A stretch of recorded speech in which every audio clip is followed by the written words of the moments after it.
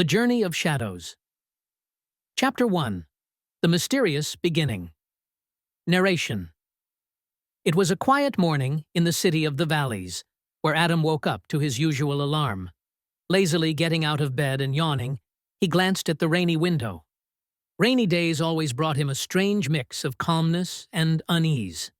He put on his coat, grabbed his school bag, and hurriedly bid farewell to his mother. Adam: "I'll be late if I don't hurry. See you later, Mom." Mother: "Be careful, Adam. It's raining, and the roads are slippery." As Adam rushed out to school, something felt off this morning. The streets were unusually empty, as if the entire city had come to a standstill. He looked around, trying to make sense of it, but an odd chill ran down his spine. While walking, he noticed shadows moving unnaturally along the walls. He stopped, staring at them for a moment, then shook his head, muttering to himself. Adam, to himself: "It's just my imagination from being tired. I have to get to school." But his steps halted suddenly when he saw a large shadow swiftly pass before him. It seemed to be watching him. Frozen in place, he tried to process what he'd just seen until he heard a faint voice calling out to him. Mysterious voice: "Adam, come closer." Adam, fearfully: "Who's there? Who's calling me?" No answer came, but the voice grew closer, as though the shadows themselves were trying to communicate with him. Trying to brush it off, Adam kept walking, but with each step, it felt like he was getting further from the school. The familiar path he knew well had transformed into a labyrinth with no end. Minutes of walking led him to an unfamiliar place, a strange city shrouded in mist, its streets lined with abandoned, aged buildings. When he turned to go back, the path had vanished behind him. Adam, in astonishment: "What is this place? How did I end up here?" While he tried to make sense of his surroundings, a young girl in a black cloak appeared before him. Her features were indistinct, but her glowing eyes pierced the darkness. "Girl, you're here now. There's no going back." Adam, nervously: "Who are you?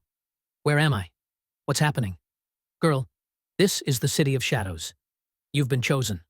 Adam, anxiously: "Chosen? Chosen for what? And who are you people?" Girl, calmly: "You'll learn everything soon. But first, you must trust me, or you'll never leave here." She gave him a serious look before extending her hand toward him. "Girl, come with me. I'll explain everything." Hesitating for a moment, Adam realized he had no other choice. He reached out and took her hand, feeling a strange coldness seep into his body. Narration. The girl led him forward through the foggy streets. As they walked, Adam noticed the shadows moving, seemingly observing them. Some appeared friendly, while others exuded an indescribable menace. Adam: "What are these shadows? Why do they feel alive?" Girl: "Because they are. Some are good, and some want to destroy us all. And you're here because you're the only one who can stop them." Adam, shouting: "Stop them? Me? I don't understand anything. I'm just a normal student. Why would I be the one?" Girl, calmly: "Because you hold the key." Journey of Shadows. Chapter 3. Discovery of the Mission. Narrative. When the door opened, Adam found himself in a vast, dark hall, illuminated by tiny points of light coming from the ceiling, resembling distant stars. The atmosphere was heavy and strange, with faint sounds echoing through the space, as if the walls were whispering ancient secrets. Adam, hesitantly: "Where are we now? This place feels like it's alive." Layla, softly: "This is the heart of the city. This is where the answers are hidden. But beware, the answers are not always easy." Layla slowly approached a raised platform in the center of the hall, where another map was carved into the ground, more complex than the one Adam held. Adam, examining the ground: "Is this another map? It seems to point to many locations." Layla, pointing to a spot on the map: "This city is divided into regions. Each region contains a part of the key we're searching for. You must visit each region and gather the pieces before the Great Shadow reaches them." Adam, in astonishment: Pieces? Why does everything have to be so complicated? Can't we just go straight to the last place and finish this? Layla, seriously. It's not that simple. Each piece is guarded, and each guardian represents a different challenge. If you're not ready, you'll fail. Adam, nervously. But I don't know anything about fighting or facing guardians. I'm just an ordinary person.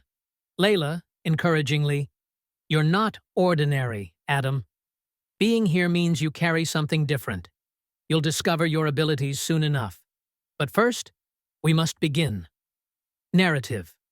Layla and Adam set off on their first journey towards the first region, according to the map. The region was called the Valley of Good Shadows. As they walked, one of the good shadows nearby explained the nature of the place. Good Shadow. Welcome. This valley is the only place that hasn't been affected by the Great Shadow yet, but it's not entirely safe. You will find the first part of the key here, but it's hidden inside a maze. Adam, amazed. A maze? Of course, a maze. Things always get more complicated. Layla, smiling. Don't worry. Every step we take brings us closer to the goal. They entered the maze, filled with narrow passages and high walls made of shifting shadows. It seemed as though the maze changed every time they moved, trying to mislead them. Adam, how can we get out of here? The place keeps shifting. Layla, watching the shadows. Remember what I told you. Not all shadows are evil. Some can help you if you trust them. Narrative. Adam noticed a small shadow moving beside them, as if pointing to a specific path. He followed it cautiously, with Layla behind him, until they found themselves in an open room in the middle of the maze. In the center of the room was a small, locked chest. As Adam approached, the guardian of the maze appeared, a large shadow that moved quickly and changed shape continuously. Guardian, in a deep voice. To obtain the key, you must prove you deserve it. Are you ready? Adam, hesitant. I have no choice, do I? What must I do? Guardian. The answer is simple. You must face your greatest fear. The shadows will know what frightens you and bring it here. Narrative. Suddenly, the room began to change, and Adam found himself in his childhood room. His memories came rushing back painfully. He saw himself as a child, feeling alone, powerless, and afraid of loneliness. Adam, amazed. What is this? Why am I seeing this scene? Layla, in a calm voice. This is your greatest fear, Adam. You must face it in order to move forward. Adam, struggling to hold back tears. But how can I face something within me? This isn't fair. Guardian. Courage doesn't mean the absence of fear, but overcoming it. Adam began to recall all the times he felt lonely and how he managed to overcome it with the help of his friends and family. He stood with confidence, facing the shadow that represented his fear, and spoke loudly. Adam, I won't let fear control me. I may be lonely sometimes, but I am stronger than you think. Narrative. The shadow disappeared, and the guardian reappeared in front of him. Guardian, with a faint smile. You succeeded. Courage is within you. Here is the first part of the key. The guardian opened the chest and handed Adam a small metal piece with mysterious carvings on it. Adam, hopefully. That's one. How many are left? Layla, with a faint smile. We still have a long way to go, but you've proven you're capable of facing challenges. Let's continue. Journey of Shadows. Chapter 4. Voices of the Past. Narration. Adam and Layla emerged from the maze, carrying the first part of the key. The mysterious metal piece glowed with a faint shimmer, as if it were breathing. Adam felt a sense of relief, but he knew the challenges ahead wouldn't be any easier. Adam, sighing. This is just one piece, right? It feels like every step is harder than the last. Layla, thoughtfully. Maybe, but you're stronger now than you were when you started. The important thing is to remember the lessons from each encounter. Narration. As they continued along the path toward the second area, the air grew colder, and the shadows lengthened and thickened. The next area was known as the Valley of Memories, where it was said that anyone who entered was forced to face their past, whether good or bad. Layla, warningly, "In this valley, you must be careful. The place draws its strength from your memories. If you surrender to them, you'll stay here forever." Adam, anxiously, "My memories? What if I don't want to face them?"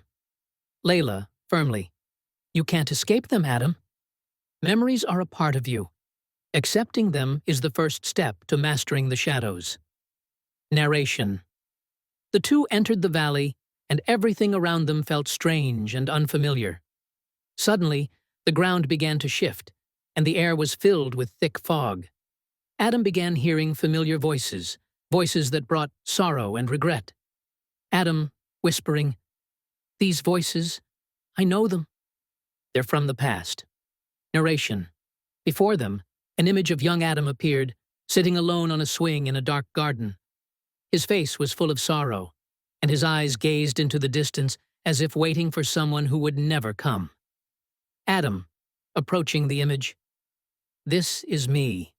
When I was young, I would sit here every day waiting for my father, but he never came back." Layla, sadly, "This is the memory you've carried within you all this time. The sadness, the loneliness. You need to talk to that child inside you." Adam, hesitantly, "How can I talk to myself? This is ridiculous." Narration. Adam approached the young child and sat beside him. He felt something strange, as if the old sorrow had come back to visit him. Adam, addressing the child, "Hey, I know you feel lonely right now, but trust me, things will get better with time. Maybe Dad wasn't always there, but you'll find that you have the strength to keep going on your own." The child, softly, "But I don't want to be alone. Why do I have to be strong?" Adam, smiling, "Because life will give you people who care about you. You'll meet friends who will stand by your side. You just have to trust yourself." Narration. As Adam spoke to the child, the memory began to fade slowly, and another box appeared before him. He opened it to find the second part of the key, which was different from the first, glowing with a soft golden light. Layla, with a reassuring smile, "You did it again. Each part of the key represents a piece of your soul. You've faced your sadness now. The next step will be even more challenging." Adam, tiredly, "More challenging? Can't we take a little break? It feels like I'm living in a never-ending nightmare." Layla, laughing lightly, "The journey isn't over yet, Adam. There's still more to discover." Narration. As they left the valley, Adam noticed that the shadows around them had become less aggressive. It seemed as though some of them were following closely, but not to attack. It was as if they were trying to protect him. Adam, curiously, "These shadows, why are they following us?" Layla, smiling, "You've started earning their trust. Remember what I told you, not all shadows are evil. Some are just waiting for someone to give them hope so they can turn into positive forces." Adam, inquisitively, "Can I use these shadows later?" Layla, "Maybe. If you prove yourself worthy of their trust, these shadows will become allies in the final confrontation." Narration. As they continued walking, the map Adam was holding began to glow again, pointing to their next destination, the Cave of Illusions. The cave was known for its ability to confuse the mind and make people lose focus. Adam, looking at the map, the Cave of Illusions. That sounds like another trap. Layla, seriously, "Illusions are just reflections of what's inside you. If you're strong enough, you'll know the truth amidst the deception."